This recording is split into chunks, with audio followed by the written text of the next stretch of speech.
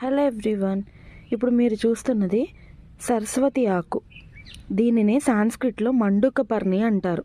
దీని botanical name వచ్చి centella ఏషియాటికా. ఇలాగే ఉండే ఇంకొక రకం, ఇది పెన్నీవర్ట్ అంటాము. ఇప్పుడు చాలా నర్సరీల్లో ఈ మొక్కనే మనకి సరస్వతి మొక్కగా అమ్మేస్తున్నారు.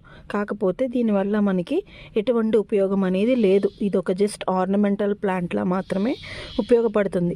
ఈ కన్ఫ్యూజన్ ఎందుకు వస్తుందంటే, మనం దగ్గరగా చూస్తే కనుక 2 రకాల లీవ్స్ ఒకేలా ఉండడం వల్ల మనకి వాళ్ళు అలా అడల్ట్రేషన్ రూపంలో ఇస్తున్నారు.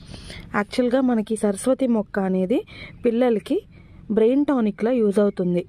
ఉదయం ప్రతిరోజు ఒక ఆకుని రసంలా తీసి లేదా కషాయంలా కాచి లేదు దోశల్లో పప్పుల్లో వేసుకుని కనుక మనం చిన్నపిల్లలకి పెడితే వాళ్ళ బ్రెయిన్ గ్రోత్ అనేది బాగా జరుగుతుంది.